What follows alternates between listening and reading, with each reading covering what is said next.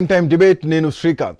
So గత 48 గంటలుగా అంటే 3 రోజులుగా జరుగుతున్నటువంటి ఏదైతే కవిత లేఖ ఉందో ఆ లేఖకు కవిత నిన్న ముగింపు పలికినా కానీ తనే రాసింది, తనే వాళ్ళ తండ్రికి రాసింది అన్నటువంటి ముగింపు పలికినా కానీ దానికి ఇంకొక కొత్త ఎపిసోడ్ను యాడ్ చేసింది కవిత.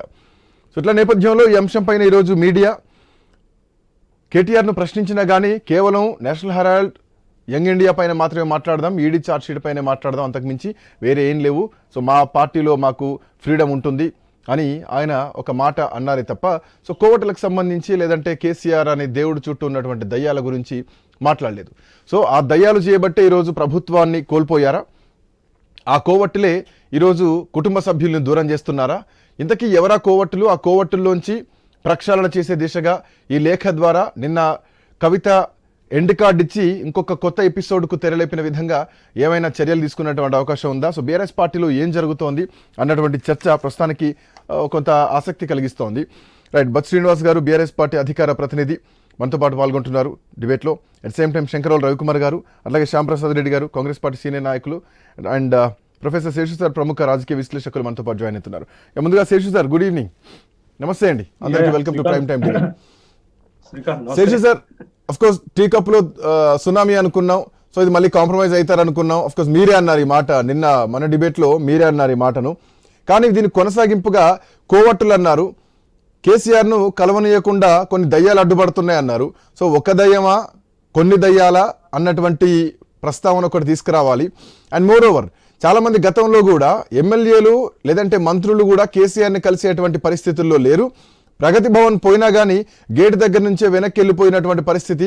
సో ఎమ్మెల్యేలు పరువు కాపాడుకోవాల్సినటువంటి పరిస్థితుల్లోకి వెళ్ళిపోయారని చెప్పేసి కొంతమంది ఎమ్మెల్యేల దగ్గర నుంచి టీఆర్ఎస్ వర్గాల నుంచి వినిపించాయి. సో ఆ కోవట్టులే, ఆ దేవుడి చుట్టూ ఉన్నటువంటి దయ్యాలే ఈరోజు ప్రభుత్వాన్ని కూలగొట్టాయా? కుటుంబ సభ్యులను కూడా కలవనీయటం లేనటువంటి పరిస్థితులు ఉన్నాయా అన్న చర్చ ఒకటి నడుస్తుంది. ఎట్లా చూడొచ్చు శేషు సార్? శ్రీకాంత్, మీకు ప్యానెల్ లో ఉన్న మిత్రులందరికీ నమస్కారం. గత 2 రోజులుగా మీడియాలో చాలా హాట్ గా నడుస్తున్నటువంటిది కల్వకుంట్ల కవిత కేసీఆర్ కి లేఖ రాసినటువంటి సందర్భము. నిన్నటి వరకు ఉన్నటువంటిది ఏంటి అని అంటే అసలు లేఖ కవిత రాశారా అనేటటువంటి ఒక డౌట్ కి చాలా స్పష్టమైన సమాధానం వచ్చింది. నేనే లేఖ రాశాను, పార్టీలో జరుగుతున్నటువంటి పరిణామాలు, పార్టీలో ఉన్నటువంటి నాయకులు, ఆ పార్టీలో ఉన్నటువంటి కార్యకర్తలు మాట్లాడుతున్నటువంటి విషయాన్నే నేను కేసీఆర్ దృష్టికి తీసుకుపోయాను స్పష్టంగా చెప్పింది. బట్ అక్కడతో ఆగి ఉంటే మనకి డిస్కషన్ కంటిన్యూటీ ఉండకపోయేది. బట్ దాంతో పాటు లేఖ రాశాను అనేటటువంటి స్పష్టతనిస్తూ తను కొన్ని మాటలు చెప్పారు. కేసీఆర్ దేవుడు అని చెప్పారు, కేసీఆర్ చుట్టూ దయ్యాలు ఉన్నాయని చెప్పారు. ఎవరు ఆ దయ్యాలు అనేది ఒక చర్చనీయాంశం. రెండోది, లేఖ రాయటం నాకు సహజంగా అనేక సందర్భాల్లో నేను లేఖ రాశాను, అనేక విషయాలపైన లేఖ రాశాను. కానీ ఈ సందర్భంలో దాన్ని లీక్ చేశారు. ఆ లీక్ వెనకాల కుట్ర దాగి ఉంది అని అన్నారు. ఆ కుట్రదారులు ఎవరు? ఈ రెండు చాలా కీలకమైనటువంటి అంశాలు. తను మాట్లాడినటువంటి ప్రెస్ తో అడ్రస్ చేసినటువంటి మాటల్లో ఈ రెండు కేసీఆర్ సుప్రీం అంటారు, కేసీఆర్ గీసిందే గీత అంటారు. కానీ కేసీఆర్ గీతను అడ్డుకునేటువంటి కోవట్టులు ఎవరు బీఆర్ఎస్ లో అన్నదే ఇప్పుడు ఇంకో చర్చ బలంగా నాటుకుపోయింది. అదే కాదు, ఇప్పుడు రెండు ప్రశ్నలకి సమాధానం రావాల్సినటువంటి అవసరం ఉంది. రెండు ప్రశ్నలు చాలా తీవ్రంగా చర్చనీయాంశమైనటువంటి అంశాలు. ఒకటి దయ్యాలు ఎవరు, రెండోది కోవట్టులు ఎవరు. బట్ దయ్యాలున్నా కోవట్టులున్నా ఆ పార్టీకి నష్టం కూడా గతంలో జరిగింది అనేటటువంటి విషయాన్ని మనకి కనపడుతుంది. రెండోది, కవిత లేఖలో ఒక స్పష్టమైనటువంటి అంశాన్ని మనం విస్మరిస్తున్నాం. ఏంటి అని అంటే మీరు 2001 నుంచి పార్టీలో ఉన్నటువంటి వాళ్ళకి ప్రాధాన్యత ఇవ్వటం లేదు. సెలెక్టెడ్ గా మిమ్మల్ని ఎర్రవెల్లి ఫామ్ హౌస్ లో కలిసేటటువంటి అవకాశాలు దొరుకుతున్నాయి, మీరు అందరినీ కలవాలి అనేటటువంటి ఒక అంశాన్ని కూడా తను లేఖలో రాశారు. బట్ ఇది ఇప్పటి ఉన్నటువంటి వ్యాఖ్య కాదు. చాలా సంవత్సరాలుగా, అంటే ముఖ్యంగా కేసీఆర్ అధికారంలోకి వచ్చిన తరువాత ఈ 10 ఏళ్లలో కేసీఆర్ ఎవరిని కలవరు, కేసీఆర్ ఎవరితో మాట్లాడరు అనేటటువంటి ఒక అభిప్రాయం అయితే చాలా స్పష్టంగా ఉంది. దానికి బలం చేకూర్చే విధంగా ఈటెల రాజేందర్ ని పార్టీ నుంచి బహిష్కరించిన తర్వాత ఈటెల రాజేందర్ ఒక ప్రెస్ తో మాట్లాడినటువంటి సందర్భంలో ఒక మాట చెప్పారు. మేము మంత్రులను ఎమ్మెల్యే స్థాయిలో లాంటి వాళ్ళకు కూడా కేసీఆర్ అపాయింట్మెంట్ దొరికేది కాదు, మేము ప్రగతి భవన్ లోకి పోవాలంటే చాలా ఇబ్బందులు పడేటోళ్ళం. గేట్ కాడ ఉన్నటువంటి సెక్యూరిటీని బతిలాడి లోపల దాకా పోయి మళ్ళీ మా కార్ని వెనుకకు తీసుకొని వచ్చి సార్ బిజీగా ఉన్నారు కాబట్టి కలవలేకపోయినాం అనేటటువంటి వార్తని మీడియాకి చెప్పేవాళ్ళం అనేటటువంటి ఒక చాలా కీలకమైనటువంటి అంశాన్ని కూడా చెప్పారు. బట్ ఇప్పుడు కవిత కూడా అదే అభిప్రాయాన్ని వ్యక్తం చేస్తుంది. కవిత లాంటి వాళ్ళు కూడా కేసీఆర్ ని కలవలేకపోతుంటే మరి పార్టీలో సామాన్య కార్యకర్తల పరిస్థితి ఏంటి, ఒకవేళ పార్టీలో జరుగుతున్నటువంటి పరిణామాల్ని కేసీఆర్ కి చెప్పాలనుకుంటున్నటువంటి వాళ్ళ సంగతి ఏంటి, కేసీఆర్ కి క్షేత్రస్థాయిలో జరుగుతున్నటువంటి పరిణామాలు ఎలా తెలుస్తాయి అనేటటువంటి ప్రశ్న మనకి చాలా ఖచ్చితంగా కనపడుతుంది ఇక్కడ. కాబట్టి కవిత లేవనెత్తుతున్నటువంటి అంశాలు చాలా కీలకమైనటువంటి అంశాలు. ఎందుకంటే పార్టీ భవిష్యత్తుకి పార్టీ బలోపేతానికి సంబంధించినటువంటి అంశాలు. కాబట్టి ఒకవేళ కేసీఆర్ ని కలవకుండా మీరు ఇంకొక విషయం గమనించాలి శ్రీకాంత్, ఇక్కడ ఇది ఈ పార్టీలోనే కాదు, ఓడిపోయిన సందర్భంలో ఇలాంటి అన్ని కూడా బయటకు వస్తేటటువంటి అంశాలు ఓడిపోయిన తర్వాతనే వస్తాయి. ఒకవేళ మళ్ళా కేసీఆర్ అధికారంలోకి వచ్చుంటే బయటికి రాకపోను. బట్ ఇప్పుడు ఓడిపోయిన సందర్భంలో ఇలాంటి అంశాలు బయటకు వస్తున్నాయి. మీకు సిమిలర్ ఇంకొక ఎవిడెన్స్ చెప్తాను. ఆంధ్రప్రదేశ్ లో కూడా విజయసాయి రెడ్డి బయటకు వచ్చిన తర్వాత తను చేసినటువంటి ఒక కీలకమైన ఆరోపణ ఏంటి తెలుసా? జగన్మోహన్ రెడ్డి చుట్టూ ఒక కోటరీ ఉంది, ఆ కోటరీ వల్ల ఈ పరిణామాలు జరుగుతున్నాయని చెప్పారు. బట్ ఇక్కడ కూడా కవిత కోటరీ అనకుండా దెయ్యాలు అని చెప్పారు. అంటే అక్కడ కోటరీలు, ఇక్కడ దెయ్యాలు. బట్ ఏ రూపంలో ఉన్నా, ఏ పదాలు వాడినా ఆది నాయకులను చేరుకోవటానికి కింది స్థాయి కార్యకర్తలకు ఛాన్స్ దొరకటం లేదు అనేటటువంటి ఒక అభిప్రాయము. 2 రాష్ట్రాల మాజీ ముఖ్యమంత్రులు, 2 రాష్ట్రాలు పార్టీలు ఓడిపోవటానికి ఇది ప్రధానమైనటువంటి కారణం అనే సందర్భాన్ని అనేక సందర్భాల్లో మనం విశ్లేషణ చేశాం. బట్ ఇక్కడ కూడా కవిత లేవనెత్తుతున్నటువంటి అంశాలు అవే. బట్ మీరు శ్రీకాంత్ మీరు ఒక మాట చెప్పారు, ఏమన్నారనంటే కవిత వివరణ ఇచ్చిన తర్వాత మళ్ళా పార్టీ నుండో లేకపోతే party working president KT Rama Rao గారు ఇవాళ ప్రెస్ ని అడ్రస్ చేస్తూ మాట్లాడుతున్నటువంటి సందర్భంలో ఏదైనా పార్టీలో అంతర్గత విభేదాలు ఉంటే, పార్టీ అధ్యక్షుడికి ఏదైనా చెప్పాలి అని ఉంటే అంతర్గత వేదికలపైనే చెప్పాలి, ఇట్లా ప్రెస్ ముందు కానీ లేకపోతే బహిరంగంగా చెప్పకూడదు అనేటటువంటి మాట. అది స్వీట్ వార్నింగ్ అన్నారు. బట్ నాకు వార్నింగ్ కనపడలేదు శ్రీకాంత్, అది సూచనగా కనపడింది. ఎందుకంటే ఒకవేళ అదే వార్నింగ్ అయితే ఇది ఈ సంక్షోభము లేకపోతే ఈ డిఫరెన్సెస్ ఇంకా పెరుగుతాయి, ఈ అభిప్రాయ భేదాలు ఇంకా పెరుగుతాయి. కాబట్టి కేటీఆర్ చాలా జాగ్రత్తగా అంశాన్ని హ్యాండిల్ చేశారు. ఏంటి అని అంటే ఒక వార్నింగ్ లెక్క కాకుండా మా పార్టీలో ప్రజాస్వామ్యం ఉంటుంది, అధినేతకు ఎవరైనా ఏదైనా చెప్పుకోవాలి అని అంటే అది అంతర్గత వేదికలపైన చెప్పుకోవాల్సి ఉంటుంది. అది ఎవరికైనా వర్తిస్తుంది, అంటే కార్యకర్తకైనా వర్తిస్తుంది, ఆ పార్టీలో ఉన్నటువంటి ఎమ్మెల్యేలకైనా వర్తిస్తుంది, ఎంపీలకు మాజీ మంత్రులకైనా వర్తిస్తుంది అనేటటువంటి ఒక సూచన చేసినట్టుగా నాకు కనపడింది. కాబట్టి కవిత లేవనెత్తినటువంటి అంశాలు ఆ పార్టీ అంతర్గత అంశాలు, సరి చేసుకోవాల్సినటువంటి అంశాలు. ఒకవేళ అవి సరి చేసుకోకుండా ఉంటే భవిష్యత్తులో ఆ పార్టీ మరింత బలోపేతమైనటువంటి పోటీ విపక్షాల నుండి ఎదుర్కొంటుంది. ఆ పార్టీ అధికారానికి రావాలనేటటువంటి కలలు కూడా నిజం కాకుండా పోతాయనేది ఒక అభిప్రాయం. Right, welcome back to prime time debate.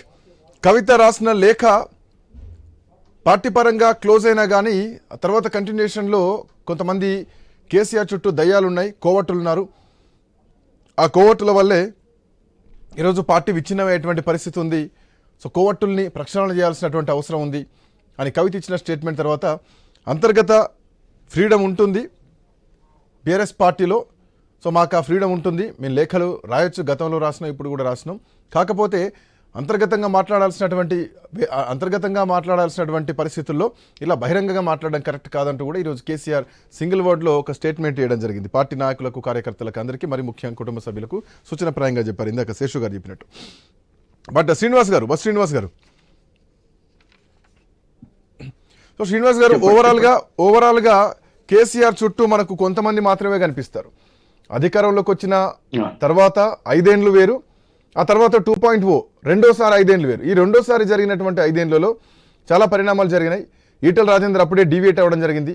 Etela Rajender చేసినటువంటి కామెంట్స్ మమ్మల్ని కనీసం ప్రగతి భవన్ లోపలికి ముఖ్యమంత్రిని కలిసేటువంటి పరిస్థితి లేదు, మిగతా ఎమ్మెల్యేలు కూడా కొంతమంది ముఖ్యమంత్రిని కలిసేటువంటి పరిస్థితి లేదు, ఇవన్నీ విన్నాం. కానీ కుటుంబ సభ్యులు కూడా కలిసేటువంటి పరిస్థితులు లేరా? కేసీఆర్ చాలా కొంతమందిని మాత్రమే నమ్మి దగ్గర పెట్టుకుంటారు. అండ్ ఈ దయ్యాలు, ఈ కోవట్టులు కుటుంబ సభ్యుల్లోని కొంతమందేనా? కాంగ్రెస్ పార్టీ చేస్తున్నట్టు కుటుంబ సభ్యుల్నే దయ్యాలుగా, కోవట్టులుగా ఈరోజు కవిత మాట్లాడడం జరిగిందా? సో దీనికి ప్రక్షాళన ఏమైనా ఉంటుందా? ఎట్లా చూడొచ్చు ఈ అంశాన్ని? మొట్టమొదట ఐ న్యూస్ వీక్షకులకు, మీకు అక్కడ ఉన్నటువంటి మిత్రులందరికీ, ప్రత్యేకించి శేషు గారికి అందరికీ నమస్తే. ఇప్పుడు కవిత గారు రాసినటువంటి లేఖ, తర్వాత జరిగినటువంటి పరిణామ క్రమాలు, మొట్టమొదట ఈ లేఖ రాసిందా లేదా అనేటువంటి, తనే రాసిందా లేదా అనేటువంటిది, ఆ తర్వాత అమెరికా నుంచి వచ్చిన తర్వాత ఈ లేఖ నేనే రాసిన, ఇట్లా లేఖలు నేను తరచుగా రాస్తుండేదాన్ని. ఈ లేఖ ఎందుకు బహిర్గతమైందో, ఎట్లా బహిర్గతమైందో నాకు తెలియదని మనందరం విన్న మాటనే. అయితే డెఫినెట్ గా ఇది ఈ మిమ్మల్ని, అంటే మీడియాను, లేకపోతే మాలాంటి వాళ్ళను, స్వయాన కేసీఆర్ గారి కుమార్తెని అట్లా మాట్లాడినప్పుడు కొంత విస్మయానికి విస్తుపోయేటువంటి అంశమే ఇది, ఎవరు అవునన్నా కాదన్నా. అయితే ఇక్కడ ఒక విషయం మనం గమనించాలి. ఎందుకంటే అధిష్టానం ప్రధానంగా కేటీఆర్ గారు స్పందించిన తీరు మీరు కూడా ఇప్పుడే మాట్లాడింది. ఇది మా పార్టీలో అంతర్గత ప్రజాస్వామ్యం ఉంటుంది. నిజమే, ఎవరైనా మన బాస్ ను కలిసినప్పుడు ఎక్కువ సమయం లేకుండా ఉండే సందర్భంలో మనం చెప్పాల్సిన అంశాలను ఒక పేపర్ రూపంలో రాసి, ఒక స్టేట్మెంట్ ను రాసి, మనం చెప్పే అంశాలను రాసి ఇస్తుంటాం. ఆ విధంగానే మరి కవిత గారు కూడా ఇది తరచుగా ఇస్తుంటా అని తనే చెప్పింది నిన్న మనకి. నేను తరచుగా ఇస్తుంటాను లేఖలు, ప్రజాభిప్రాయాన్ని, అందరి అభిప్రాయాన్ని తన మాటగా లేకపోతే తన కలం ద్వారా వెలిబుచ్చినటువంటి సందర్భం. డెఫినెట్ గా ఇది ప్రజలు అనుకుంటున్నటువంటి సందర్భాన్ని ఆవిడ చెప్పినా అని అంటుంది. కాబట్టి రాబోయే రోజులలో దీనిపైన సమీక్ష ఉంటది అని నేనైతే అనుకుంటున్నా. ఖచ్చితంగా దీనిపైన ఆలోచిస్తారు. ఇది ఇంతటితోనే ముగిసిపోయిందని కూడా అనుకుంటున్నా నేను. ఇది ఇంకా ఫర్దర్ గా దీనిపైన పెద్ద చర్చ జరిగే, అంటే చర్చ ఇంతటితో ముగిసిపోయినా కానీ ఇంటర్నల్ గా పార్టీ ప్రక్షాళన చేయాల్సినటువంటి అవసరం ఉంది. అండ్ ఇందాక నేను చెప్పినట్టు చాలా కొద్ది మంది మాత్రమే కేసీఆర్ తో ఉంటారు. అండ్ కుటుంబ సభ్యులను పక్కన పెడితే చాలా నమ్మకమైనటువంటి వ్యక్తులు, జయేష్ రెడ్డి లాంటి వాళ్ళు కొంతమంది మాత్రమే కేసీఆర్ తో ఉంటారు, నమ్మిన బంటులా ఉంటారు. ఉద్యమకాలం నుంచి సహచరులుగా ప్రశాంత్ రెడ్డి కానీ, లేదంటే జయేష్ రెడ్డి కానీ, సో ఇట్లాంటి వాళ్ళు కొంతమందికి యాక్సెస్ ఉంటుంది కేసీఆర్ దగ్గర. వీళ్ళని కాదని కోర్టులు అన్నారంటే అది కుటుంబ సభ్యుల్లోని కొందరైనా, కుటుంబ సభ్యుల్లో ఒక్కరా అన్నది ఇక్కడ చర్చ బలంగా నడుస్తోంది. అవును. అయితే ఇది రాబోయే రోజులల్లో ఒకటి time will give the answer. And moreover the statement has given by the Kavitha గారు ఈ స్టేట్మెంట్ ఇచ్చింది కాబట్టి డెఫినెట్ గా భవిష్యత్తు రాబోయే రోజులల్లో ఆ మాటలు కూడా చెప్తుందేమో చూద్దామని నేను అంటున్నా. అంటే ఈ దయ్యాలు ఎవరు, ఇంతకు తనను అడ్డుకుంటున్నది ఎవరు, ఆ దయ్యాలు ఎవరు అనేటువంటి మాట కూడా కవిత గారు తన మాటల్లోనే చెప్తారేమో. అంతవరకు అయితే వేసి చూడాలి. ఇది మన పరిధిలో లేనటువంటి అంశం. దీనికి సమాధానం ఇవ్వడానికి మన పరిధిలో లేని అంశంగానే నేనైతే భావిస్తున్నా. అంటే రైట్, మీరు అంటున్నారు కుటుంబ సభ్యుల విషయానికి వస్తే పరిధిలో లేదు, లేదంటే బయట వాళ్ళు ఈటెల రాజేందర్ లాంటి వాళ్ళు చేస్తే సో అప్పుడు మాత్రం పరిధిలోకి వస్తుంది, అప్పుడు మాత్రం యాక్షన్ తీసుకుంటారా అన్నటువంటి ప్రశ్న కూడా ఇక్కడ కనిపిస్తుంది ఒకటి. అయితే డెఫినెట్ గా ఆ డిఫరెన్స్ ఉంటది కదా. ఇప్పుడు సో ఆ డిఫరెన్స్ ఉన్నప్పుడు కార్యకర్తలు కాదు, మరి కుటుంబ సభ్యుల్లాగా చూడాలి. నేను కాదు డెఫినెట్ గా మనం ఎవరు అవునన్నా కాదన్నా కూతురికి అదర్ దాన్ కూతురికి డిఫరెన్స్ అయితే ఉంటది. శేషు గారు నిజమా కాదా? మీతోనే నేను రూలింగ్ చేస్తాను. నిజాయితీగా ఒప్పుకుంటున్నారు, అది ఇక్కడ వాస్తవం కదా, అది ఖచ్చితంగా ఉంటది. ఆ డిఫరెన్స్ అది ప్రజాస్వామ్యం అయినా పార్టీ అయినా డెఫినెట్ గా ఒక పాఠశాలలో ఒక తండ్రి ఉపాధ్యాయుడైతే కూతురు పట్ల కొంత కన్సర్న్ ఉంటది. అట్లనే ఈ విషయంలో కూడా నేను అనుకుంటున్నా డెఫినెట్ గా త్వరలో ఇప్పటికే పార్టీ కార్యనిర్వాహక అధ్యక్షుడిగా కేటీఆర్ గారు స్పందించారు. ఒక సున్నిత అంశంగా ఈ పార్టీ అంతర్గత ప్రజాస్వామ్యంలో భాగంగా ఎవరైనా తమ అభిప్రాయాన్ని వెలిబుచ్చొచ్చు. ఎవరైనాలో అందులో కవిత గారు కూడా వస్తారు. అందరు కార్యకర్తలకి సమానమే, నాయకులైనా కార్యకర్తలైనా ఎవరైనా తమ అభిప్రాయాన్ని తమ అధ్యక్షునికి వెలిబుచ్చేటువంటి అవకాశం ఉంటుంది. అందులో భాగంగానే తను కూడా వెలిబుచ్చారు. ఇంకా దీంట్లో పెద్దగా చర్చించుకునేటువంటి అంశం ఏమి ఉండదు. ఇది ఎందుకు చర్చించుకునే అంశంగా తయారైంది అంటే స్వయాన కేసీఆర్ గారు కూతురే ఒక లేఖనిచ్చిన నేను అది ఎట్లా బయటకు వచ్చినటువంటి అంశము, ఆ తర్వాత ఆవిడ స్పందించిన తీరుతోని మనం చర్చించుకోవడానికి ఒక అవకాశం ఏర్పడ్డది. రైట్, శ్రీనివాస్ గారు చాలా బాగా మాట్లాడారు. Right, 1 second. చాలా బాగా ఉన్న విషయాలు చెప్పారు ఆయన. ఒప్పుకున్నారు. తండ్రి కూతురు పాపం శ్రీనల్ల. ఎగ్జామ్షన్ ఉంటుంది, తండ్రి కూతురు కాబట్టి ఎగ్జామ్షన్ పాపం ఉంటుంది. శ్రీనల్ల. దీంతో మనకు రూఢి అవుతుంది ఏంటంటే ఇది కుటుంబ పార్టీయే, ఇది రాజకీయ Definitely పార్టీ కాదు, ఇది ప్రజాస్వామ్య పార్టీ కాదు, కుటుంబ మీరెవ్వరు పార్టీయే. మీరెవ్వరు అవునన్నా కాదన్నా భారతీయ జనతా పార్టీతోని కాంగ్రెస్ పార్టీ కానీ ప్రాంతీయ పార్టీలు కానీ పోల్చుకోవాల్సిన అవసరం లేదు. భారతీయ జనతా పార్టీ భిన్నంగా అది దాని యొక్క నిర్మాణ శైలి, ఇద్దరు ఎంపీలు ఉన్నప్పటి నుంచి ఎవరో కొత్తగా రేపు ఒక అధ్యక్షుడిని ప్రకటిస్తారు, ఆ పార్టీ అంత ఒప్పుకుంటది. దాన్ని దేశం కూడా ఇప్పటి వరకు ఒక రాజ్నాథ్ సింగ్, ఒక జేపీ నడ్డా గారు ఎంతో మంది వచ్చింది. ఇవాళ ఏ ప్రాంతీయ పార్టీలైనా 99% ఈ దేశంలో ప్రాంతీయ పార్టీలు వారసులు లేకపోతే తప్పగాని, వారసులు ఉంటే ఆ వారసులే తదనంతరం పార్టీలకు వారసులుగానే కొనసాగుతారు. ఇది ఎవరైనా ఒప్పుకోవాలి. ఇది కాదు కూడదు, దాన్ని మా పార్టీలో జరగదు, వేరే వాళ్ళకి అవకాశం ఇవ్వరా అంటే నిజంగా ఆ పార్టీ లెగసీ కంటిన్యూ చేసి ప్రజలు ఒప్పుకునేంత వరకు ఆ పార్టీని ముందుకు తీసుకెళ్లగలిగే, అంటే ఎన్నికలలో గెలిపించి అధికారాన్ని తీసుకెళ్లగలిగే శక్తి ఆ పార్టీ వారసులకు ఉంటది. ఎవరైనా లేని పక్షంలో ఎవరో కొత్తగా అక్కడో ఇక్కడో, మనం ఏఐడిఎంకే విషయంలో అట్లా జరిగింది కానీ ఇంకే పార్టీ విషయంలో అట్లా జరగలేదు ఈ దేశంలో.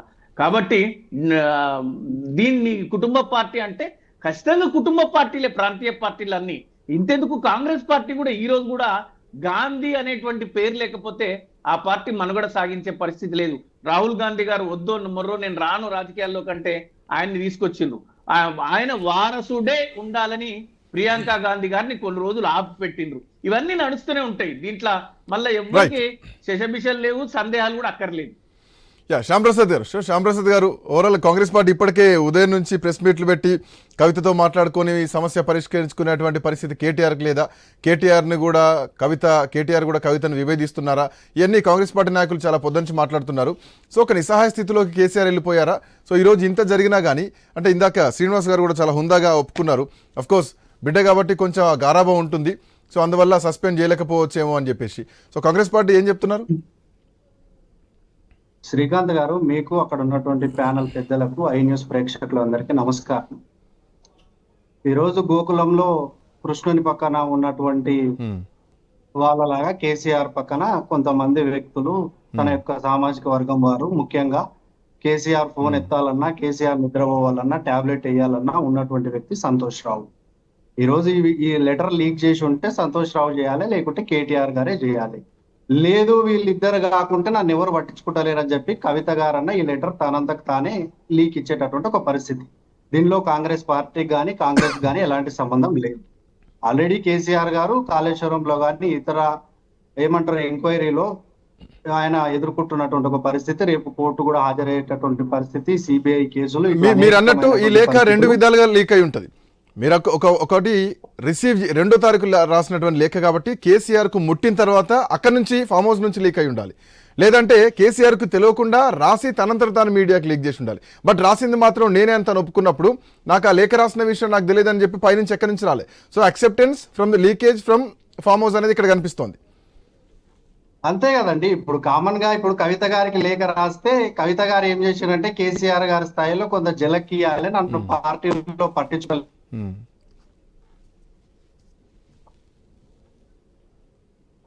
శ్యాంప్రసాద్ రెడ్డి గారు, ఐ థింక్ నెట్వర్క్ ఇష్యూ ఉన్నట్టుంది. శంకరల్ రవికుమార్ గారు. సో రవికుమార్ గారు గుడ్ ఈవినింగ్. సో ఈ వార్నింగ్ కేసీఆర్కి ఒక స్వీట్ వార్నింగా? కోవట్టులు ఉన్నారు నీ పక్కన, డాడీ చూసుకో అని చెప్పారా? ఉన్న విషయం కేసీఆర్కి తెలియట్లేదా? సో వెన్నుపోటు పెడిచే వాళ్ళంతా దయ్యాల రూపంలో దేవుడి చుట్టూ ఉన్నారా? సో ఆల్రెడీ వెన్నుపోటు పొడి చేశారా? ఇప్పుడు రియలైజేషన్ వైపుకు అడుగులు వేయాలా? అది కవిత రూపంలో రియలైజేషన్ కలుగుతోందా? కవిత రూపంలో రియలైజేషన్ కాదు, పాడు కాదు, ఒకే ఒకటి. ఇప్పుడు తెలంగాణ ప్రజలంతా, ప్రతి ఒక్కరు, చిన్న చితక ముసలి ముతక, ప్రతి ఒక్కరు ఎదురు చూస్తుంది ఏంటంటే కేసీఆర్ గారు కవితని ఈ పార్టీ నుంచి సస్పెండ్ చేస్తారా చేయరా? నేను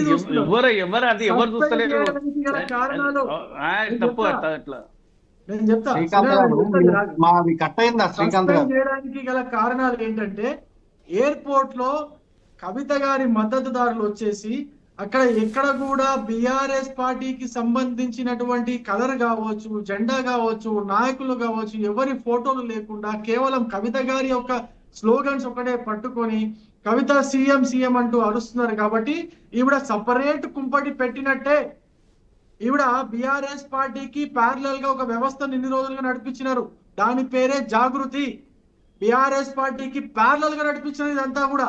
ఇది మొదటి నుంచి కేటీఆర్ వ్యతిరేకిస్తున్నాడు, హరీష్ రావు కూడా వ్యతిరేకిస్తున్నారు. ఇంకా అనేక కార్యక్రమాలు చేయాలనుకున్నది కవిత గారు. ఆవిడ ఒక పత్రిక పెడదాం అనుకున్నారు, ఒకటి న్యూస్ ఛానల్ పెడదాం అనుకున్నది. వాటిని కూడా వ్యతిరేకించి తీసేపించారు కేటీఆర్ గారు, హరీష్ రావు గారు.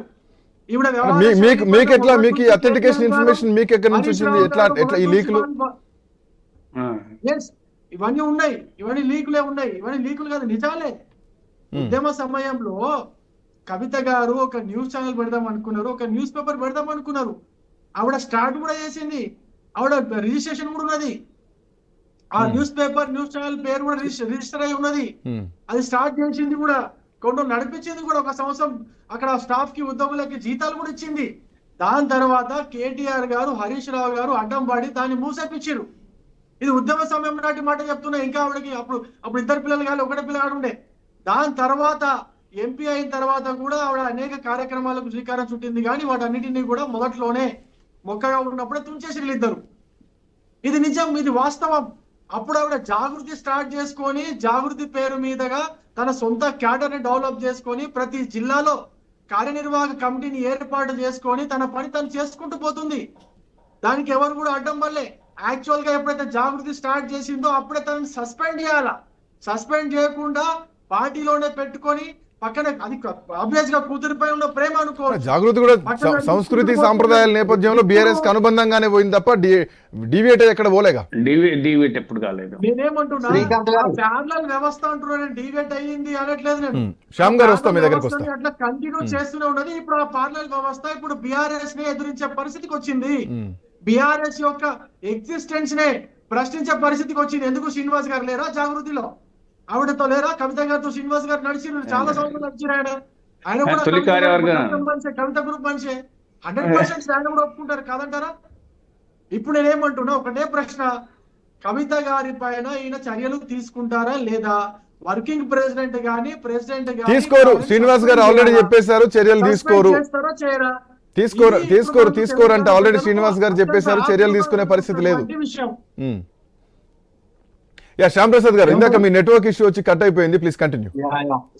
శ్రీకాంత్ గారు, ఇది చర్యలు తీసుకోనికే ప్రజాస్వామ్యం ఉన్నటువంటి పార్టీ కాదు, ప్రజల కోసం పనిచేసేటటువంటి పార్టీ కాదు. కేవలం తెలంగాణ ఉద్యమ ముసుగులో అనేక మంది బలిదానం చేస్తే వీళ్ళు అధికారంలోకి వచ్చి అధికారాన్ని చెలాయించి తన కుటుంబం కోసం, ఇది కేవలం ఆధిపత్య పోరు మాత్రమే. 3 ముక్కల్లో ఒక ముక్క చినిగిపోయే అవకాశం ఉంది. ఈ ముక్కను అతికిస్తారు తప్ప చినిగిపోరు. చినిగిపోతే కేసీఆర్ కి ఇక్కడ నుంచే పతనం అయ్యేటటువంటి ఒక అవకాశం ఉంటది. హరీష్ రావు గారు ఆయన ఒక కుంపటి పెట్టుకునేటటువంటి పరిస్థితి ఉంటది. ఏది ఉన్నప్పటికీ కూడా ఈ రోజు టిఆర్ఎస్ పార్టీ చిరిగిపోయే ముక్కను అతికించుకోవడం కంటే ఆ చింపే ముళ్ళు నిరిచేయాలన్నది కవిత చేస్తున్నటువంటి కామెంట్. చినిగిపోయే ముళ్ళు ఇరిస్తే కేసీఆర్ గారు నడ్డు విరిగే పరిస్థితి ఉంటది. ఆ కేసీఆర్ గారు అంత ఈజీగా కేటీఆర్ గారికి అధికారం ఇచ్చేటటువంటి పరిస్థితి ఉండదు. కానీ ఆ కేసీఆర్ గారు ఈ రోజు కేటీఆర్ కోసం ప్రయత్నం చేస్తున్నటువంటి పరిస్థితి, కేసీఆర్ తర్వాత కేటీఆర్ అనే ప్రొజెక్ట్ చేస్తున్నటువంటి పరిస్థితి. అవునన్నా కాదన్నా తెలంగాణ ఉద్యమంలో క్రియాశీలక పాత్ర పోషించింది జాగృతి. అంటే ఒక ప్యారలర్ గా ఒక సంస్థ పెట్టి జాగృతిని నడిపించిండ్రు. అది ఇంతకుముందు మన బీజేపీ నాయకులు చెప్పినట్లుగా అదొక మొక్క మానుగా ఎదిగేటటువంటి ఒక క్రమంలో ఈ యొక్క కవిత గారి యొక్క జాగృతిని మూసేసి ఆమెను ఎంపీ ఎలక్షన్ లో ఓడిపోవడానికి కూడా ప్రత్యక్షంగా గాని పరోక్షంగా గాని మా యొక్క నాయకులే అని చెప్పి ఆ రోజు ఉన్నప్పుడు కూడా కవిత గారు చెప్పడం జరిగింది. ఏది ఉన్నప్పటికీ కూడా కవిత గారు ఫ్రేమ్ పైన ఉండడం ఈ యొక్క బావకు గాని బామ్మర్దికి గాని ఇష్టం లేనటువంటి ఒక పరిస్థితి. బామర్దులు కుమ్మక్కై ఈ రోజు ఆంధ్రప్రదేశ్ లో ఏ విధంగా అయితే జగన్మోహన్ రెడ్డి చెల్లి షర్మిలాకు వచ్చినటువంటి పరిస్థితి కవిత గారికి రాకుండా కేసీఆర్ గారు చూసేటటువంటి అవసరం ఉంది. చూస్తాడని కూడా అందరూ భావిస్తున్నటువంటి పరిస్థితి. ఏదున్నా ఈ ముక్కను అతికించుకుంటేనే కనీసం ప్రతిపక్ష పార్టీ కన్నా బీఆర్ఎస్ కొనసాగేటటువంటి పరిస్థితి ఉంటది. ఈ ముక్క కాస్త వీగిపోతే తనకు ఉన్నటువంటి కోపం అంతా నన్ను లిక్కర్ కేసులో అన్యాయంగా జైలుకు పంపించిండ్రు. మీరు 1000 కోట్లు తిన్నా మీరు ఒక్కరు కూడా జైలుకు పోలేదు. నన్ను బలిపశురాలను చేసి ఈ రోజు నా పైన నిందలు వేసి నన్ను బయటికి పంపేసేటటువంటి పరిస్థితి ఉంది. అందుకే మీరు బీజేపీ కేసులు పెడతారని చెప్పి మీరు బీజేపీని వెనుకేసుకొస్తున్నారు, బీజేపీని గట్టిగా మాట్లాడతలేరని చెప్పి క్లియర్ గా తన కూతురే ప్రశ్నించింది. అనేక రోజులుగా తెలంగాణ వ్యతిరేక శక్తులు తెలంగాణ కోసం ఉద్యమంలో పనిచేయని వాళ్లకు పెత్తనం ఇవ్వడం వల్లనే అధికారం పోయింది. మళ్ళీ మనకు బుద్ధి రాకుండా ఈ రోజు ఆవిర్భావ సభలో కూడా వాళ్ళకే పెత్తనం ఇచ్చి వాళ్ళనే సభాధ్యక్షులుగా పెట్టి ఎవరూ మాట్లాడకుండా మళ్ళీ ఇతర నాయకులకు మాట్లాడేటటువంటి అవకాశం ఇస్తే కవిత గారు ఆ రోజే ఆ మీటింగ్ లో ఏమన్నా బాంబు వేలుస్తారేమో అని చెప్పి భయపడి కేసీఆర్ గారు ఒక్కరే మాట్లాడి ఆ యొక్క సభను అర్ధాంతరంగా ముగించిండ్రు. రేవంత్ రెడ్డి గారి పేరు ఎక్కడ తీసుకోనందుకు సంతోషం అని చెప్పి కవిత గారే చెప్పిండ్రు. రేవంత్ రెడ్డి పేరు తీసుకునేటటువంటి స్థాయి కేసీఆర్ ఈ రోజు లేనటువంటి పరిస్థితి, ఆ రోజు ఉద్యమంలో ఉన్నటువంటి పరిస్థితిలో మాట్లాడినటువంటి పరిస్థితి. ఈ రోజు రేవంత్ రెడ్డి గారి గురించి పేరు ఎత్తలేదంటే పేరు ఎత్తే ధైర్యం కేసీఆర్ లేదు కాబట్టి, కేసీఆర్ గారికి లేదు కాబట్టి రేవంత్ రెడ్డి గారి పేరు తీసుకోలేదు. రేవంత్ రెడ్డి గారు ఈ రోజు అవునన్నా కాదన్నా కేసీఆర్ కుటుంబానికి నచ్చకున్నా 5 సంవత్సరాలు ఇంకా 4 సంవత్సరాలు తెలంగాణ రాష్ట్రం రేవంత్ రెడ్డి పేరు తీసుకునే ధైర్యం కేసీఆర్ కి లేదంటున్నారు, కానీ కాంగ్రెస్ పార్టీని చీల్చి చెండారు కేసీఆర్. సో ఇక్కడ రేవంత్ రెడ్డి తన స్థాయి కాదనుకోవాలా, లేదంటే కాంగ్రెస్ పార్టీ టార్గెట్ అనుకోవాలా? అంటే రేవంత్ రెడ్డి స్థాయి నేను కాదు, ఈ రోజు నేను మాజీ ముఖ్యమంత్రిని కాబట్టి రేవంత్ రెడ్డిని విమర్శించే స్థాయి నాది కాదు. కేవలం కాంగ్రెస్ పార్టీని ఏమంటారు ముఖ్యమంత్రిగా లేని వ్యక్తులను విమర్శిద్దామని చెప్పి ఏదో గుడ్డిగా రాయేసి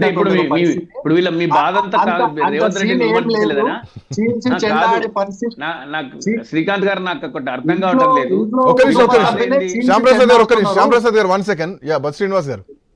నాకు ఒకటి అర్థం కావటం లేదు. అంటే ఆ వేదికగా 10 లక్షల జనం ముందు ఈ రాష్ట్ర ముఖ్యమంత్రిగా కొనసాగుతున్న రేవంత్ రెడ్డి గారి పేరు తీసి ఆయన పట్ల చెడ్డగా మాట్లాడకుండా ఉన్నందుకు వీళ్ళకి బాధ అవుతుందా కాంగ్రెస్ పార్టీ మిత్రులందరికీ? నాకు అదే కవిత గారు రేవంత్ రెడ్డి గారిని చీల్చి చెండాడేటటువంటి పరిస్థితి లేకనే పరిస్థితి లేదు.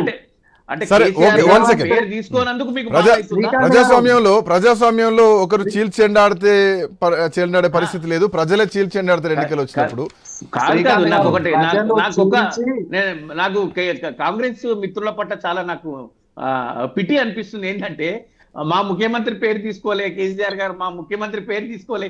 ఏం మీ ముఖ్యమంత్రి పేరు? కాంగ్రెస్.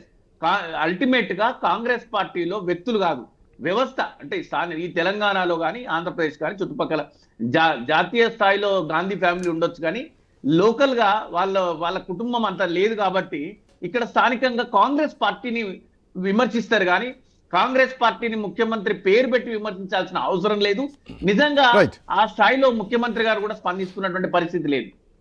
అందుకే శ్రీకాంత్ గారు మాది కుటుంబ పార్టీ కాదు, మాది ప్రజాస్వామ్యంగా ప్రజాతంత్రంగా పాలించేటటువంటి పార్టీ అని మన శ్రీనివాస్ అనే ఒప్పుకున్నాడు. ఏదున్నా కూడా చీల్చి చెండాడి ఏది చేసినా ప్రజలే కాబట్టి ప్రజలు అల్టిమేట్ గా ఫామ్ హౌస్ కి ఈ రోజు పంపించిండ్రు. కేసీఆర్ గారికి అంత సీన్ లేదు. రాబోయే రోజుల్లో తన యొక్క కుటుంబాన్ని చూసుకునేటటువంటి పరిస్థితిని దగ్గరగా చూసుకోవాలి.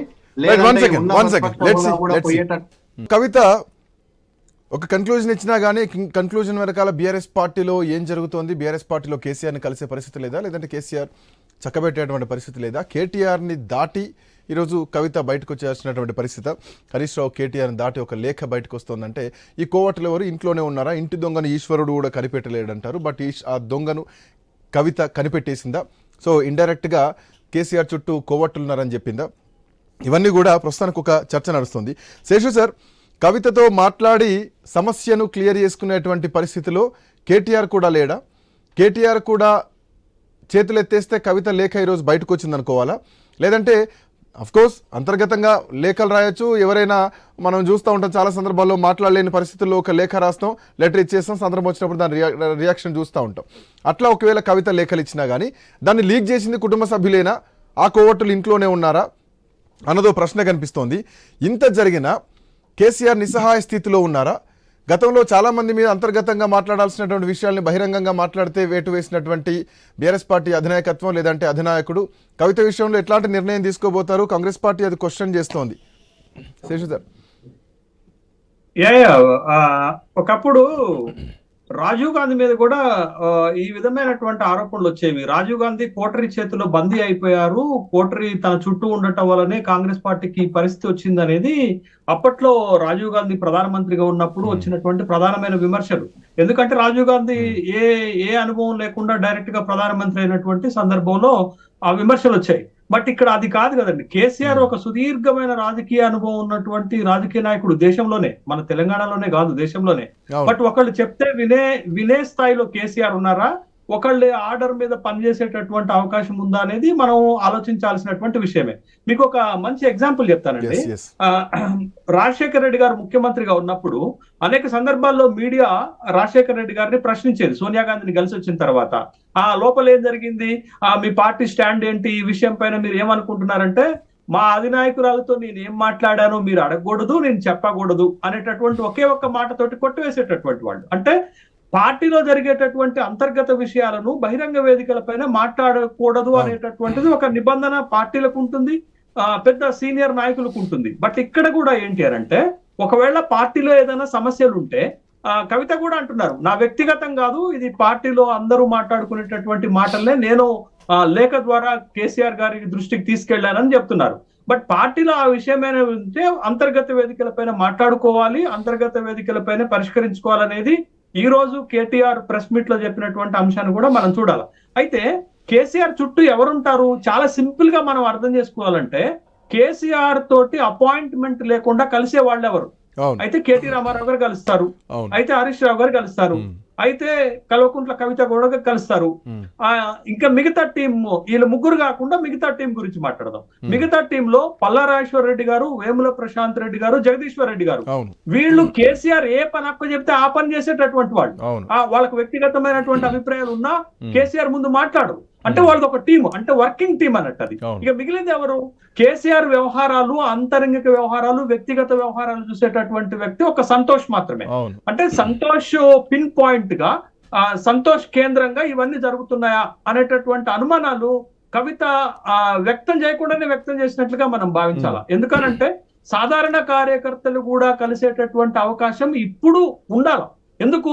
పార్టీ ఒక విధమైనటువంటి ఇబ్బందికరమైన పరిస్థితిలో ఉన్నప్పుడు ప్రతి కార్యకర్తని, ప్రతి నాయకుడిని కలిస్తేనే క్షేత్రస్థాయిలో ఏం జరుగుతుంది అనేటటువంటి ఒక ప్రాపర్ ఇన్ఫర్మేషన్ వస్తుంది. కాబట్టి అది కలవనీయకుండా ఈ దెయ్యాలు అడ్డుపడుతున్నాయి. అది నా వ్యక్తిగతం కాదు, నేను కేసీఆర్ ని ఎప్పుడైనా కలవగలుగుతాను అనేటటువంటి మాట కూడా అందులో స్మరిస్తుంది అన్నట్టు.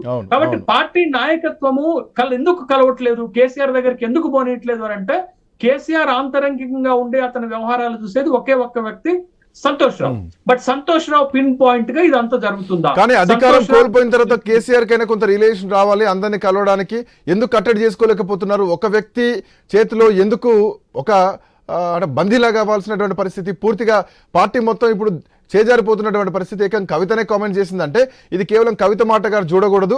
తెలంగాణ రాష్ట్రంలో చాలా మంది ఉద్యమకారులు, పార్టీ సీనియర్లు కూడా ఇదే పరిస్థితిని గతంలో అనుభవించారు. ప్రతిపక్షంలో కూడా అదే పరిస్థితి ఎదుర్కొంటున్నారా? ఒక్క వ్యక్తి చేతిలో ఈరోజు కేసీఆర్ కీలుబొమ్మలాగా మారారా అన్నటువంటి ప్రశ్న కనిపిస్తోంది.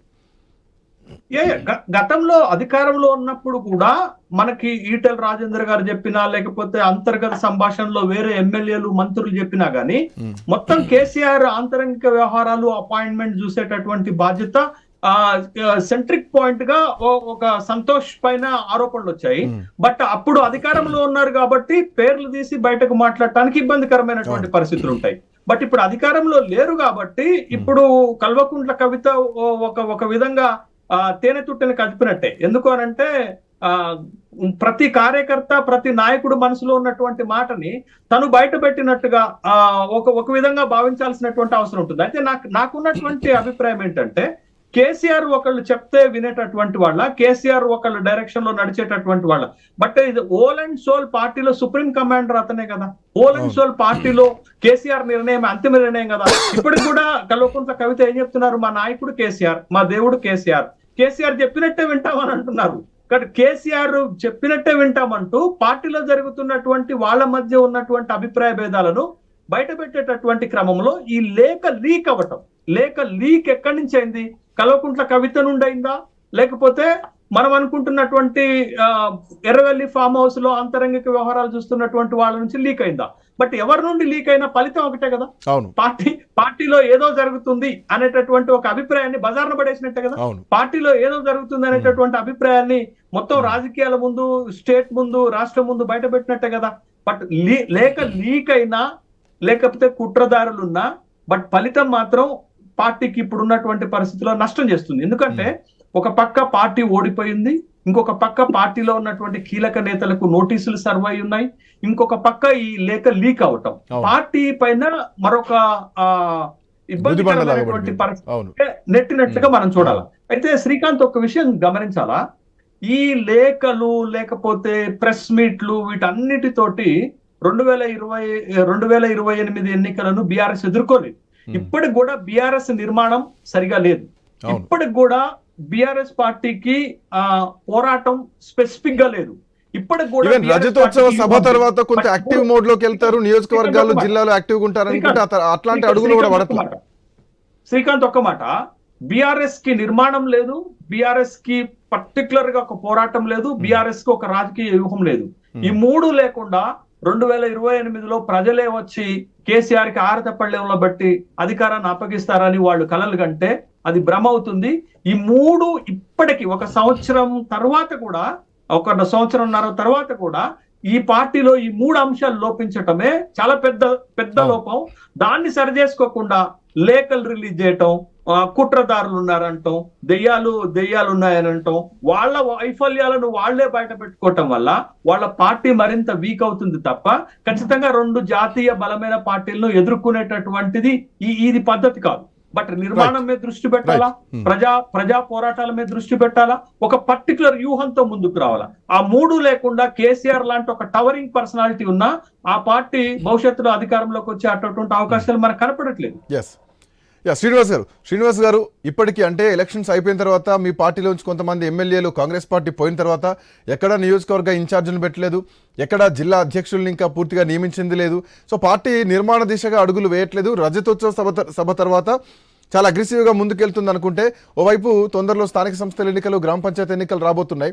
సో ఇట్లాంటి క్రమంలో కూడా ఈ లేఖలు రీక్ అవ్వడం, ఇంకా కుటుంబ సభ్యుల మధ్య తగాదాలు, కుటుంబ సభ్యుల్లో కోవట్టున్నారు, కుటుంబ పార్టీలో కొన్ని చీలికలు రాబోతున్నాయి. సో ఇంకా మీరు కుటుంబాన్ని అడ్జస్ట్ చేసుకునేటువంటి పరిస్థితిలో ఉన్నారు, ఇంకా పార్టీ వైపు ఎప్పుడు వెళ్తారు?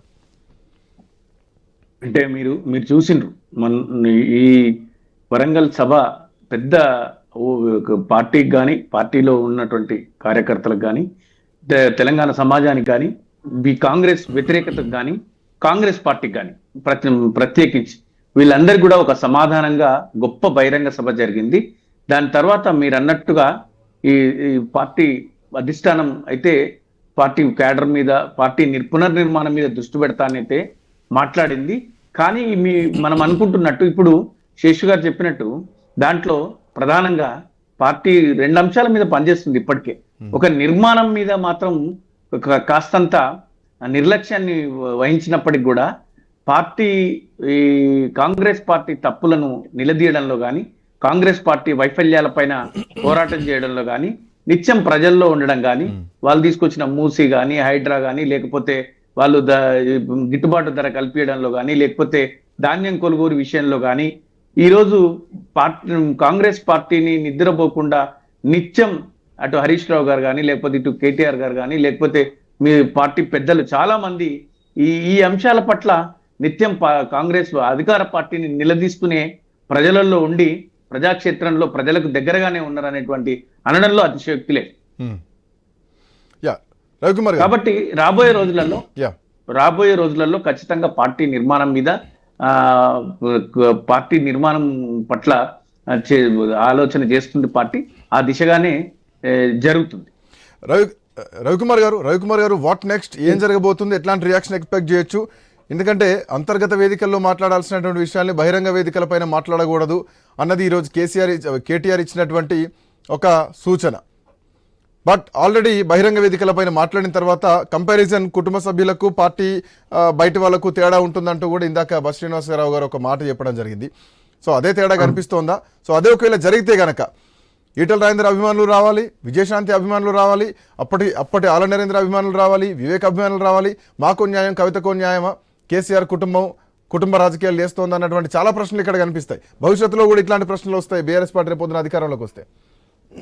ఎస్, అయితే శ్రీకాంత్ గారు ఇప్పుడు ఈ డిఫరెన్సెస్ అన్ని ఇప్పటి నుంచి కాదు, మీకు తెలుసు అనుకుంటా, బీసీ బంధు అని చెప్పేసి ఒక పథకం ప్రవేశపెట్టారు. అవును, బీసీ బంధు పథకం తర్వాత ఈ రేసు దానిపైన కూడా ఒక ఇష్యూ ఉంది. దాని తర్వాత వీళ్ళు ఏం చేశారంటే ఈ దశాబ్ది ఉత్సవాలు అని చెప్పేసి ప్రోగ్రామ్స్ తీసుకున్నారు.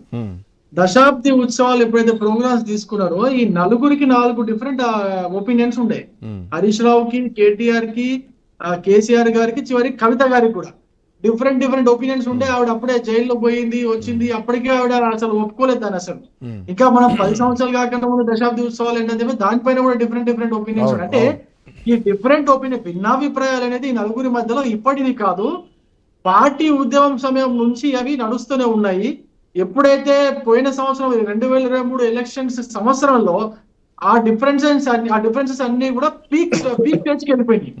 ఆ పీక్ స్టేజ్ కి ఎప్పుడు వెళ్ళిపోయినాయి అంటే కేసీఆర్ గారు గట్టిగా నిర్ణయం ఏమైతే తీసుకున్నారో సిట్టింగ్ ఎమ్మెల్యేలకే మళ్ళీ తిరిగి టికెట్లు ఇవ్వాలా, వేరే వాళ్ళకి ఇవ్వడానికి లేదని చెప్పేసి ఎప్పుడైతే ఆయన ప్రకటించారో అది చాలా ఇంకా పీక్ స్టేజ్ కి వెళ్ళిపోయి హరీష్ రావు గారు అసంతృప్తికి గురయ్యారు, కవిత అసంతృప్తికి గురైంది. అన్నిటికంటే ముఖ్యంగా కేటీఆర్ గారు కూడా అసంతృప్తికి గురయ్యారు.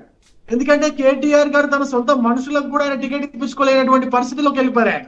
అంటే వీళ్ళు ముగ్గురు కూడా డిఫరెంట్ వాళ్ళ మనుషులకి టికెట్లు అడుగుతున్నారని చెప్పేసి కేసీఆర్ గారు ఏం చేశారు, కేవలం సిట్టింగ్ ఎమ్మెల్యేలకు ఇస్తామని చెప్పేసి ఆయన ప్రకటించేశారు. ప్రకటించి వాళ్ళకే చేశారు టికెట్లు అన్ని కూడా.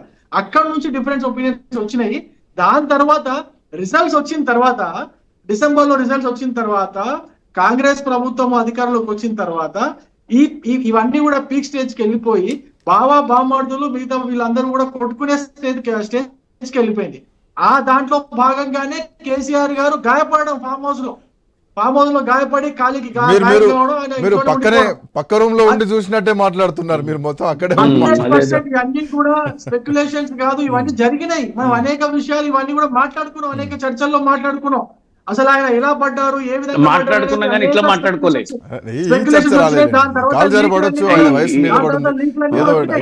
ఈ లీక్ల ప్రకారమే నేను చెప్తున్నాను. ఇప్పటికి కూడా కేసీఆర్ గారి నాయకత్వం పైన సొంత కుటుంబ సభ్యులకే విశ్వాసం లేకుండా పోయింది. కేసీఆర్ నాయకత్వం సొంత కుటుంబ సభ్యులకే విశ్వాసం లేనప్పుడు, సొంత పార్టీ వాళ్ళకే విశ్వాసం లేనప్పుడు ఆయన అపోజిషన్ లీడర్ గా తెలంగాణ ప్రజలకు ఎటువంటి న్యాయం చేస్తారనేది మనం అందరం కూడా ఆలోచించాల్సిన విషయము. తెలంగాణ ప్రజలు కూడా ఆలోచించాల్సిన విషయము.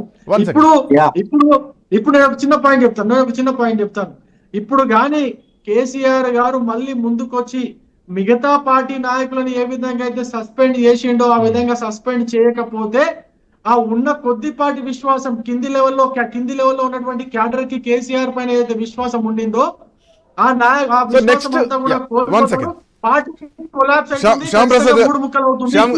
శ్యామ్ గారు నెక్స్ట్ కేసీఆర్ చేయాల్సినటువంటి పని ఏంటి? ఇప్పటికే నిన్న ప్రెస్ మీట్ తోటి సర్దుమణిగిపోయింది అనుకోవాలా?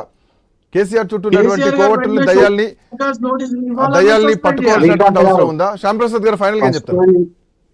ఫస్ట్ ఈ దయ్యాలు ఎవరో ఈ భూతాలు ఎవరో కేసీఆర్ గుర్తించాలి. ఫామ్ హౌస్ నుంచి బయటకు వచ్చి ప్రజాపాలనకు వచ్చి పరిస్థితుల్లో ఉన్నారనుకోవాలా? అదే శ్రీకాంత్ గారు, ఇప్పుడు కేసీఆర్ గారు ఫస్ట్ ఈ దయ్యాలు భూతాలు ఎవరున్నారు, ఎక్కడున్నారు వాళ్ళని పట్టుకోవాలి. నా పక్కన ఉన్నటువంటి ఇంటి దొంగలు ఎవరు అని ఈశ్వరుని లాగా కేసీఆర్ గారు మూడో కన్ను తెరిస్తే ఎట్లుంటుందో అని చెప్పి గతంలో మాట్లాడినటువంటి పరిస్థితి. ఇప్పుడు కేసీఆర్ గారు మూడో కన్ను తెరవాలి, ఈ ఇంటి దొంగలను పట్టుకోవాలి, ప్రజాక్షేత్రంలోకి రావాలి, ఈ పిల్లల చేతులకు పెత్తనం ఇవ్వద్దు, పిల్లల అనుభవం లేని పనులు చేస్తున్నారు అని చెప్పి మందలించాలి, వారించాలి. నయాన్నో భయాన్నో 10 సంవత్సరాల అధికారంలో పెట్టిన విధంగానే ఇప్పుడు ప్రతిపక్షంలో కూడా కుటుంబాన్ని అంతా కలుపుకోవాలి.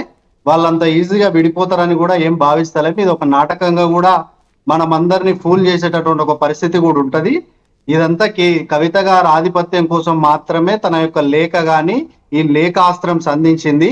ఈ సంధించిన దానిపైన కేసీఆర్ గారు కూతుర్ని పిలుచుకుంటాడు, మాట్లాడతాడు, కేసీఆర్ ను మందలిస్తాడు అని మనం అనుకుంటున్నాం. ఏది మందలించినప్పటికీ కూడా తెలంగాణ ప్రజలందరూ కూడా వీళ్ళు నిజంగా ఆధిపత్యం కోసం కొట్లాడుతున్నారు, కుటుంబ పాలన కోసమే కొట్లాడుతున్నారు తప్ప ప్రజల కోసం కాదు అని చెప్పి యావత్ తెలంగాణ ప్రజలకు అర్థమైంది. కాబట్టి కేసీఆర్ గారు ఇప్పటికైనా తన యొక్క ప్రతిపక్ష పాత్రను హుందాగా పోషిస్తే ఈ కుటుంబంలో పంచాయతీలు రావు. సరే అధికారంలో ఉన్నప్పుడు ఫామ్ హౌస్ లో పడుకోవడం వేరే విషయం. ఇప్పుడు అధికారం కోల్పోయినాక ఏమంటారు చూడు, కప్ప కూడా పామై కరుస్తుంది అన్నట్లుగా కేసీఆర్ గారు మేల్కోవాలని, సరే కొన్ని సందర్భాల్లో ఏమంటారు చూడు, అన్ని విద్యలు ఒక్క తెలిసినోడు. నిమిషం శ్యామ్ గారు 1 సెకండ్, మీరు మంచి పాయింట్ ఒక లేవనెత్తారు. శేషు సార్, ఒకవేళ రేపొద్దున ఎన్నికలకు పోయే లోపు కోవట్టుల్ని దయ్యాల్ని గుర్తించకపోతే ప్రతిపక్షాలకా లేదంటే అధికార పక్షం వాళ్ళకా అదే ఆయుధం అవుతుంది. రేపొద్దున గెలిచిన కన్నబిడ్డే కేసీఆర్ని కలవలేనటువంటి పరిస్థితి. ఇక మీ నియోజకవర్గానికి పోయి ఎమ్మెల్యేలు గెలిస్తే వీళ్ళేం కేసీఆర్ని కలుస్తారు, మీకు నిధులేం తీసుకొస్తారు, కేసీఆర్ కుటుంబాన్ని కంట్రోల్ చేయలేకపోతున్నారు, కేసీఆర్ని కలిసేటువంటి పరిస్థితి కన్నబిడ్డలకే లేరు. సో రేపొద్దున మీ ఎమ్మెల్యేలు ఏడబోతారు, అందుకే మాకే ఓటేయండి అని చెప్పేసి రేపొద్దున ఈ అంశాన్ని తీసుకుపోతారు. ఈలోపే బీఆర్ఎస్ సర్దుకోవాలి, కోవట్టుల్ని ప్రక్షాళన చేయాలి. ఆ అవసరం లేదంటారా? శ్రీకాంత్, 2028 శాసనసభ ఎన్నికల అజెండా చాలా డిఫరెంట్ గా ఉంటది. ఎందుకనంటే గత 3 ఎన్నికల్లో 2 పార్టీల మధ్య బలమైన పోటీ జరిగితే 4వ శాసనసభ ఎన్నికల్లో మాత్రం ఒక ట్రయాంగిల్ పోటీ, లేకపోతే ఇంకా చతుర్ముఖ పోటీ కూడా మనం చూసేటటువంటి అవకాశం ఉంటది. కాబట్టి ఇట్లాంటివి చిన్న చిన్న మైనూర్ అంశాలు పెద్దగా పరిగణలోకి రాకపోవచ్చు. కానీ మీకు కేసీఆర్ వ్యవహార శైలి గురించి తెలిస్తే ఇట్లా ఈ విధమైన వ్యాఖ్యలు ఉండవు. మీరు వరంగల్ జిల్లా వాసి కాబట్టి నేను 2 ఉదాహరణలు చెప్తాను. ఒకటి, 2009లో ప్రకాష్ రెడ్డిపేటలో ప్రపంచంలోనే 2వ అతిపెద్ద బహిరంగ సభ జరిగింది ఉద్యమ కాలంలో. అప్పుడు అంత పెద్ద బహిరంగ సభలో ఒక్క జయశంకర్ సార్ మాట్లాడారు, తర్వాత ఎవరిని మాట్లాడేలే, కేసీఆర్ మైక్ అందుకొని మాట్లాడేసింది. అప్పుడు విజయశాంతి అసంతృప్తి వ్యక్తం చేసింది, నన్ను అంత పెద్ద సభలో మాట్లాడలేదని. తర్వాత మొన్న రజతోత్సవ సభలో కూడా ఒక్క దయాకర్ రావు మాట్లాడాడు.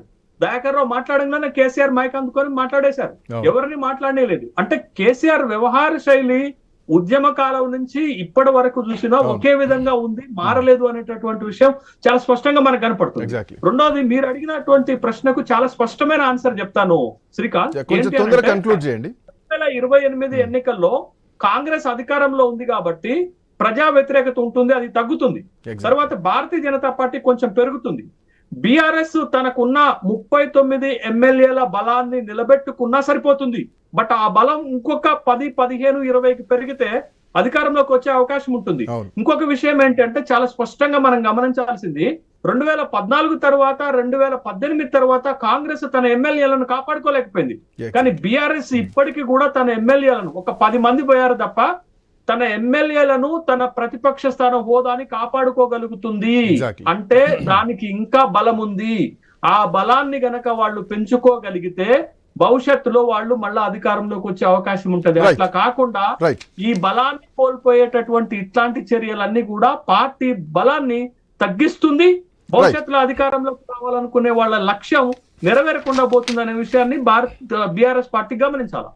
Thank you Seshu sir, bus Srinivas గారు, అట్లాగే శ్యామ్ గారు, అట్లాగే శంకర్ రవికుమార్ గారు.